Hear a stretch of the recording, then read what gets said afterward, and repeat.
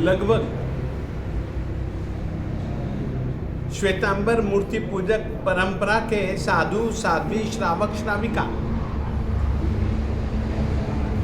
देववंदन और प्रतिक्रमण की क्रिया करते हुए एक सूत्र को बोलते ही बोलते हैं, सिद्धानम बुद्धानम पारगयानम। इस स्तोत्र की एक गाथा है, इक्कोवी नमुक्कारो जिणवर वसहस्स बद्धमानस्स संसार सागराओ तारे ही नरम व नारिम्वा। श्रमण भगवान श्री महावीर स्वामी जी को एक बार का भी किया हुआ नमस्कार, नमस्कार करने वाले नर अथवा नारी को या किसी को भी संसार सागर से तिरा देता है, तिरा सकता है। यह है उत्कृष्ट बहुमान, सम्मान पूर्वक और मन वचन काया की एकाग्रता पूर्वक अहोभाव और कृतज्ञता से किए हुए नमस्कार की एक शक्ति। आओ अपन सभी जन मिलकर के परमात्मा को पहले नमस्कार करें।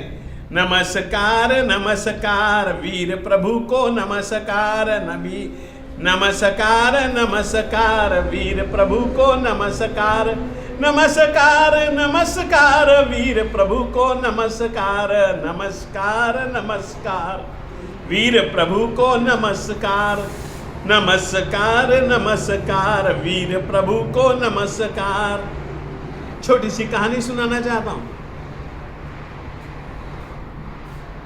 अभिमानी आत्मा का एक लक्षण होता है, वो अपने से ज्यादा महान किसी दूसरे को स्वीकार नहीं कर पाता। एक ऐसा देवता था, देवता चाहे भवनपति निकाय का हो, व्यंतर निकाय का हो या ज्योतिष्क निकाय का हो, वैमानिक निकाय का हो, हर किसी अभिमानी आत्मा की यही स्थिति होती है। देवताओं में भी अभिमान बहुत होता है। वह देवता अपने ज्ञान के माध्यम से देखता है कि मेरे से ऊपर कौन बैठे है। तो जब उसने ज्ञान से देखा तो उसने जाना कि मेरे से ऊपर सौधर्मेंद्र बैठा है। अभिमानी व्यक्ति दूसरे के उत्कर्ष को सहन भी नहीं कर सकता और वह चमरेंद्र सहन नहीं कर पाया। अभिमानी आदमी मौका मिलता है तो अपने से ऊपर वाले को पछाड़ने के लिए पूरे प्रयास करता है। उसने भी प्रयास किया, उसने अपने अस्त्र शस्त्र लिए, चल पड़ा पहले देवलोक की ओर, ऊपर वैमानिक निकाय के देवताओं के पास। जैसे ही वह पाताल लोक से ऊपर आता है, ऊपर जाने की भावना से आगे बढ़ना चाहता है, उसने एक जगह पर श्रमण भगवान महावीर स्वामी जी को कायोत्सर्ग की मुद्रा में दुनिया का विस्मरण, इंद्रियों का विस्मरण और आत्मा का स्मरण करते हुए उसने देखा। उसने सोचा जाना तो है ही, चलो भगवान को प्रणाम करके चलो। वह आया, उसने परमात्मा को प्रणाम किया, श्रद्धा से भक्ति से ऊपर जाने की बात कही, सौधर्मेंद्र को पछाड़ने की बात कही। परमात्मा ने उसकी बात सुनी कि नहीं सुनी पता नहीं, मगर सुनी तो होगी ही नहीं, यह विश्वास रखें। वे इतने आत्मलीन थे,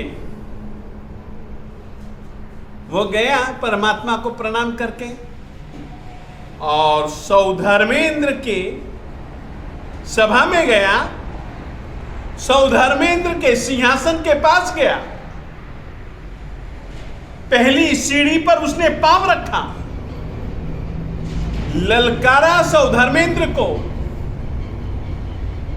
सौधर्मेंद्र भौचक्का रह गया कि अरे इस कीड़े की ये शक्ति,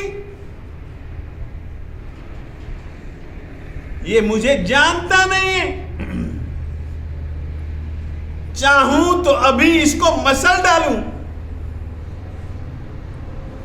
चमरेंद्र ने उसको वापस ललकारा तो सौधर्मेंद्र ने अपना वज्र उसके पीछे फेंका जोर से। वज्र में से निकलती हुई ज्वालाओं को देख करके चमरेंद्र भागा।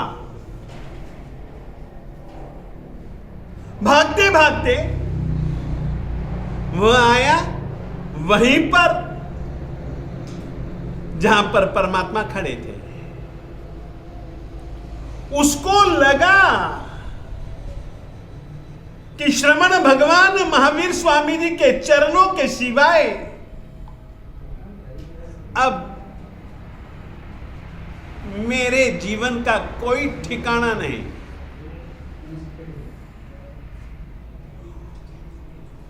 उसने तुरंत परमात्मा के चरणों में प्रणाम किया, परमात्मा के चरणों में बैठ गया और कहा कि साहेब आप ही मेरे लिए शरण हो, आपके चरण ही मेरे लिए शरण है, बस अब मैं तो यहीं पर बैठा हूं। ऐसा कहकर के वह बैठ गया। इधर से सौधर्मेंद्र ने सोचा कि क्या मामला, मेरा वज्र नहीं आया।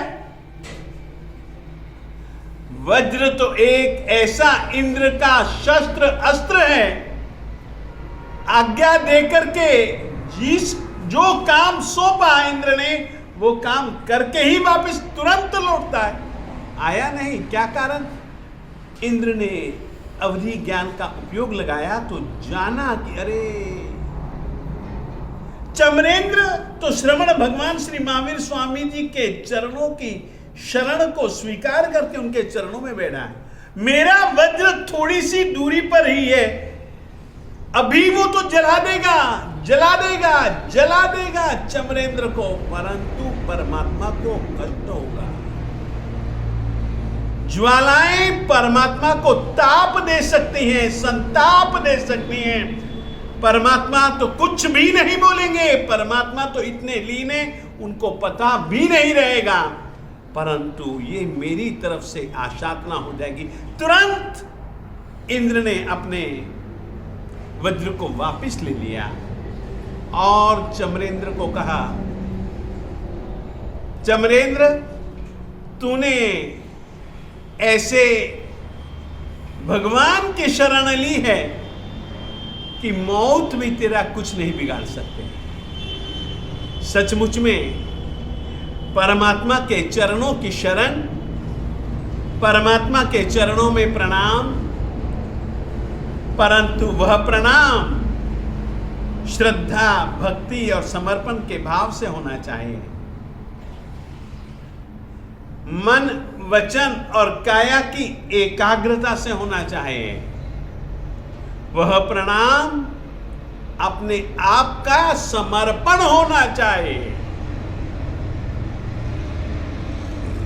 सचमुच में फिर से अपन गाएंगे, नमस्कार नमस्कार वीर प्रभु को नमस्कार, नमस्कार नमस्कार वीर प्रभु को नमस्कार, नमस्कार नमस्कार वीर प्रभु को नमस्कार, नमस्कार नमस्कार वीर प्रभु को नमस्कार। वीर प्रभु को नमस्कार, वीर प्रभु को नमस्कार, वीर प्रभु को नमस्कार, वीर प्रभु को नमस्कार।